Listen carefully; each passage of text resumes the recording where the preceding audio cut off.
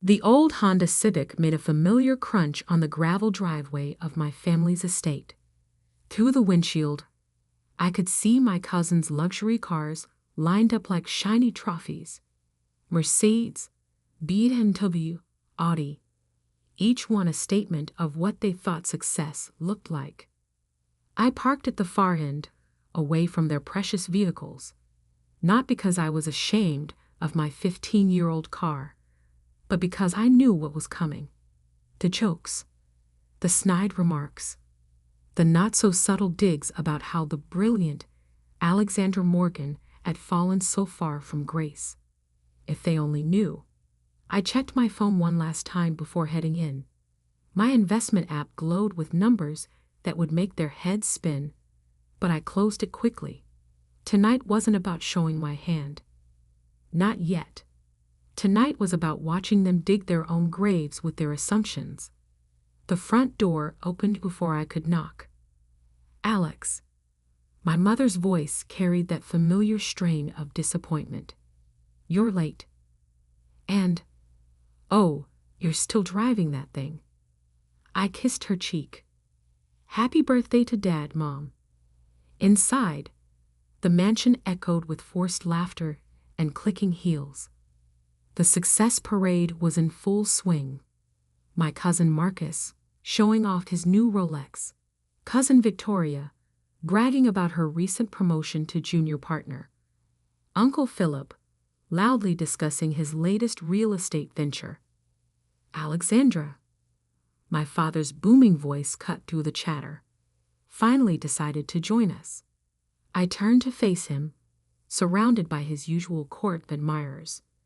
At 65, Thomas Morgan still commanded attention, his silver hair and tailored suit projecting the image of old money and power. Happy birthday, Dad. I offered him the small wrapped package I'd brought. He weighed it in his hand, frowning slightly. Let me guess, another book? Open it and see.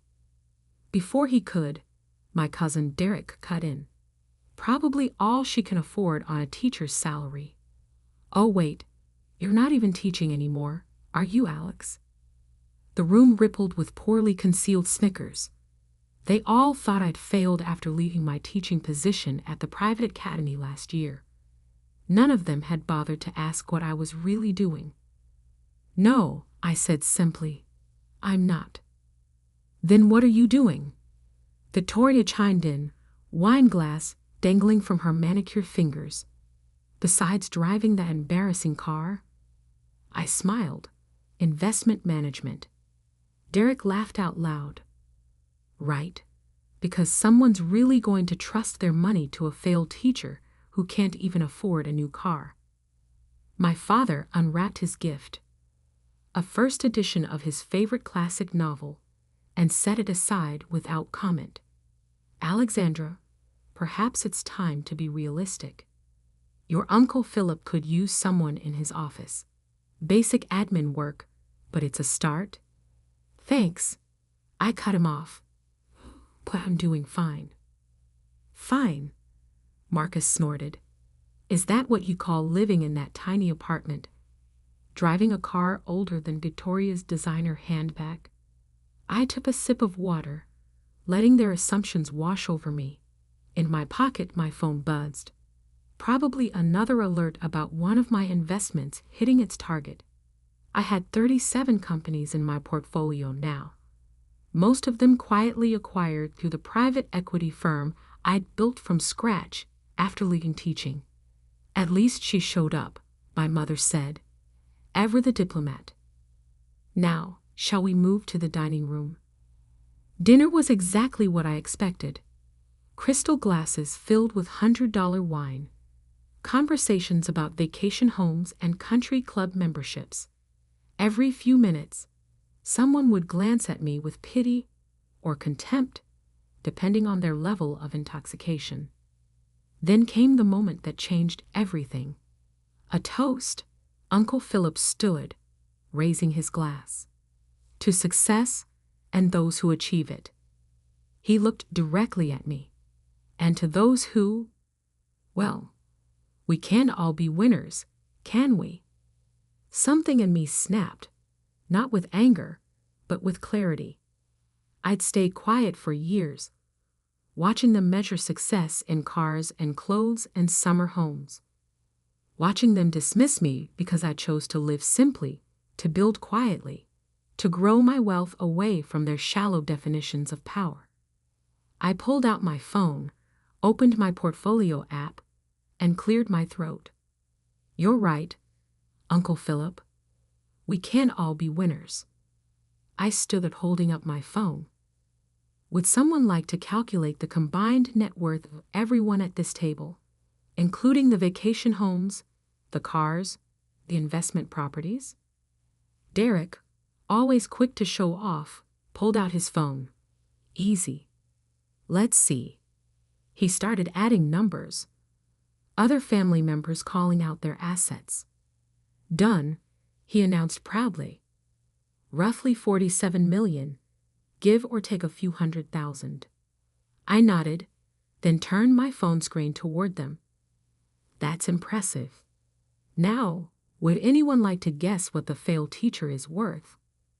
The room went silent as the number registered, 9 digits, before taxes. That's impossible, Marcus stammered. Is it? I scrolled through my portfolio, watching their faces pale. Shall we go through it? The tech startups I've acquired, the real estate holdings, the private equity deals. My father's hands gripped his chair. Alexandra, what are you saying? I'm saying, I met his eyes steadily, that while you were all laughing at my Honda and my tiny apartment, I was building an empire. One that's worth more than this entire family's assets combined. Victoria's wine glass slipped from her hand, shattering on the imported marble floor. But how? Uncle Philip's voice had lost its smug edge. I smiled, thinking of all the nights I'd worked while they partied, all the deals I'd closed while they bought new cars, all the wealth I'd built while they were busy showing off their surface-level success. I learned early, I said, putting my phone away, that true wealth doesn't need to be displayed. It needs to be multiplied. The silence that followed was deafening. And I wasn't done yet. Not even close. The silence didn't last long. In my experience, people with fragile egos never stay quiet for long. Prove it, Derek demanded, his face flushed. Anyone can show numbers on a phone screen. I reached for my briefcase. Not designer, just well-made leather that would last decades. Funny you should ask. I brought something for after dinner, but now seems like a good time. I pulled out a folder and slid it across the table. Inside were bank statements, property deeds, company ownership documents, hard proof of everything I'd built while they were busy judging my lifestyle choices.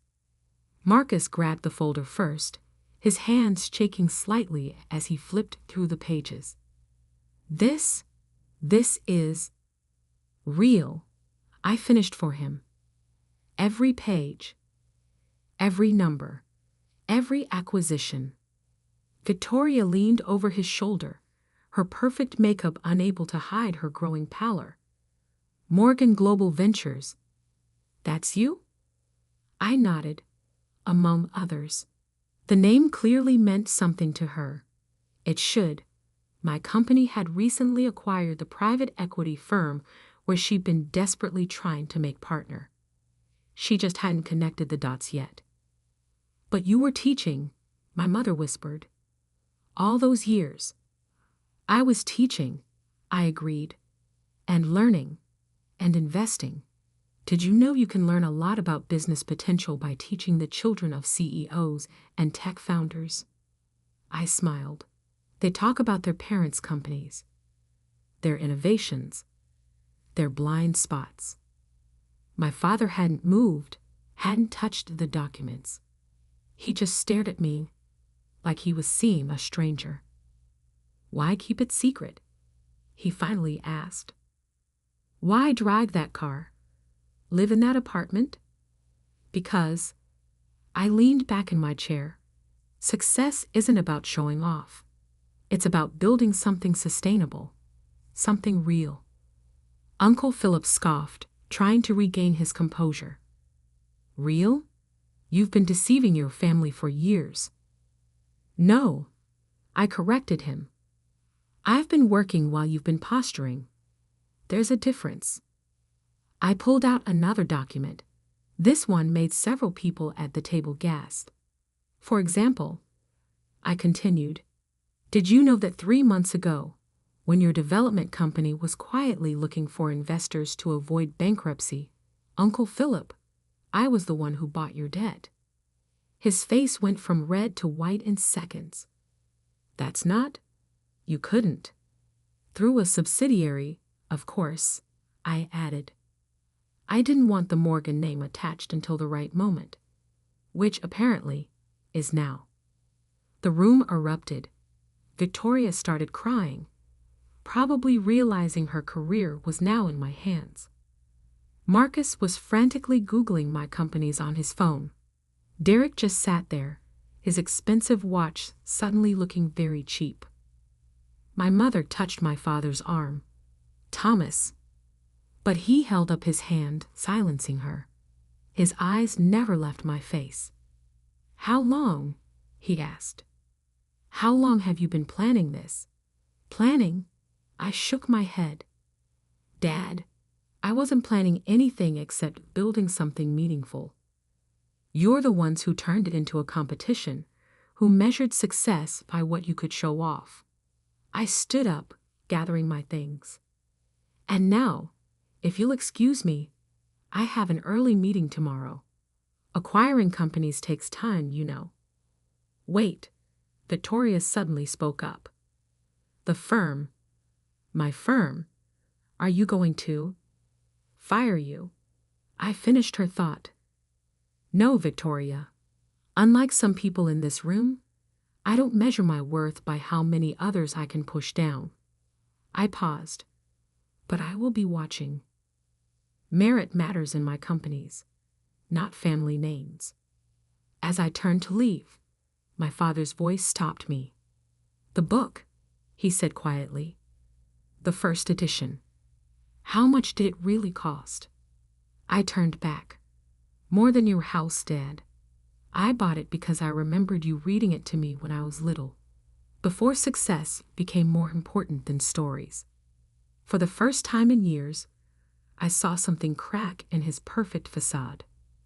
The Honda, he said. Why keep driving it? Because it works, I replied simply.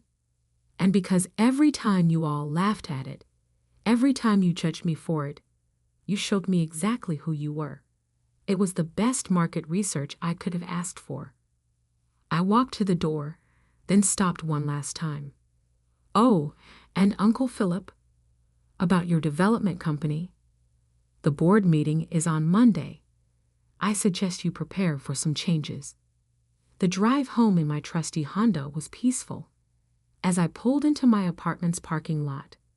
Yes, I still lived in the modest apartment, despite being able to buy the entire building. My phone buzzed with messages. Family members suddenly wanting to catch up. Cousins asking about job opportunities. My mother begging me to come back and explain everything. I ignored them all, because tomorrow wasn't about family drama. Tomorrow was about the 3 company acquisitions I had planned, the new tech startup I was funding, and the educational foundation I was launching, the one that would help other failures like me build their own empires. Let them stew in their shock. Let them realize that while they were buying status symbols, I was buying actual symbols of success, companies, innovations, opportunities. They thought tonight was the big reveal. They had no idea what was coming next. The morning after my father's birthday dinner, I sat in my office on the top floor of an unmarked building in downtown Manhattan. No company logo on the door. No flashy signage. Just quiet power. the way I liked it. My assistant, Sarah, walked in with my morning coffee. Unlike my family's pretentious tastes, I preferred simple dark roast in a plain ceramic mug. "Your father is in the lobby," she said, not bothering to hide her surprise. "He's been there since we opened." I checked my watch. 7:30 a.m. How long? "Security says he arrived at 6. I smiled slightly. Thomas Morgan, waiting for anyone, let alone for an hour and a half. That was new. "Send him up in 10 minutes, I said, turning to my computer to finish what I was doing. When he walked in, he looked different. The perfect suit was still there, but something had changed. The aristocratic posture was gone, replaced by something almost humble. "Alexandra." He stood awkwardly, like he didn't know whether to sit or stay standing. "This is quite an office." I gestured to a chair. "What can I do for you, Dad?" He sat, looking around at the minimalist decor. No awards on the walls, no fancy artwork, just clean lines and clear purpose. "Your mother is. We're all." He struggled with the words. "Yesterday was quite a shock." I imagine it was. He pulled out his phone, handed it to me. On the screen was an article from this morning's Wall Street Journal. "Morgan Global Ventures acquires tech giant for $2.1 billion. "Ah," I said. "That wasn't supposed to be announced until market open." "The Morgan in the company name," he said quietly. "That's really you?" "Yes. Why didn't you ever tell us? Tell me?" I leaned back in my chair, studying him. Would you have listened? Really listened? Or would you have tried to take control, like you did with everything else? He flinched. "I only wanted the best for me," I finished. "No, Dad. You wanted what looked best to others. There's a difference." Silence fell between us. Through the floor-to-ceiling windows, the city was coming alive, unaware of the drama playing out in this quiet office. "Your uncle, Philip, is worried," he finally said. "He should be." I pulled up a file on my computer, turned the screen so he could see. His development company has been mismanaged for years. The books are a mess. The projects are behind schedule. And the investors. I paused. "Well, let's just say I'm not the only one who's noticed." "You're going to take it from him?" "No," I said firmly. "I'm going to fix it. Whether he stays or goes depends entirely on him. Like I said last night, merit matters." My father was quiet for a long moment. Then the Honda. I actually laughed. "Still stuck on that, aren't you? Tell me, Dad, what's worth more? A car that gets me where I need to go, or the 3 tech startups I bought instead of wasting money on a status symbol?" He had no answer for that. My phone buzzed. The market was opening. Time to watch my latest acquisition's stock price respond to the news. "I have work to do," I said, standing. "Was there anything else?" He stood too, straightening his tie. "A nervous habit I remember from childhood. Your mother wants to have dinner.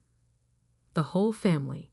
To apologize, I suppose." I shook my head. "I'm not interested in apologies, Dad. I'm interested in understanding.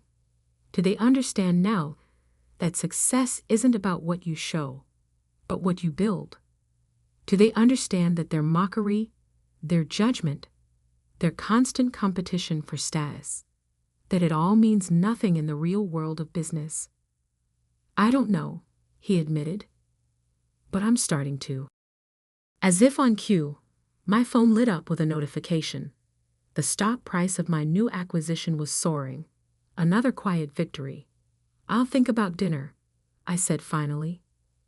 "But first, I have a company to run. Actually, several companies. After he left, Sarah came in with an update. The board of Philip's company is requesting an emergency meeting.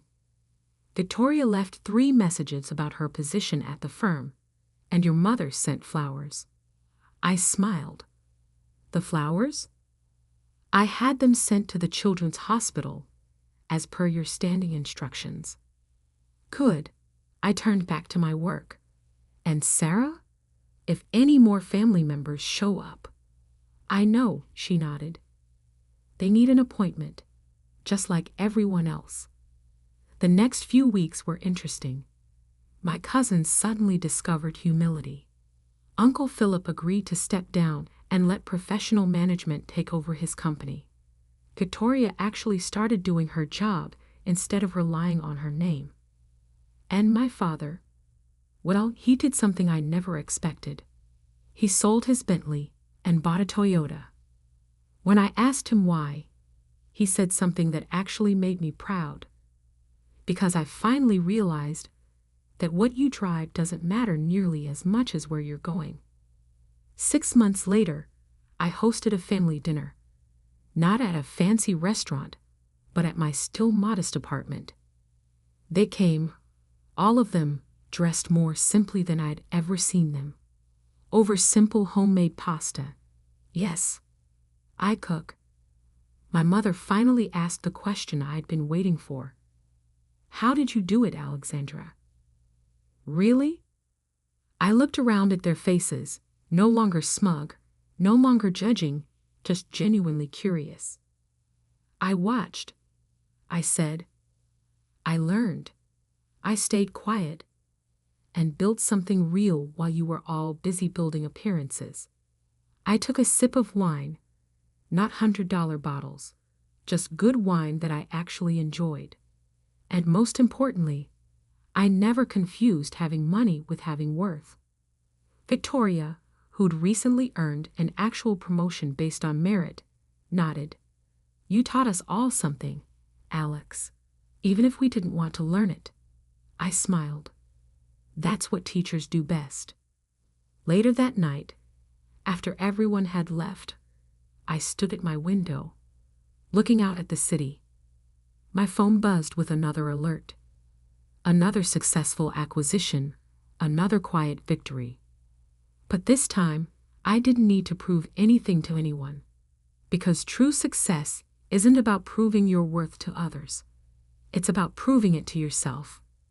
And I'd done that, one silent victory at a time, in a Honda Civic that had carried me further than all their luxury cars combined.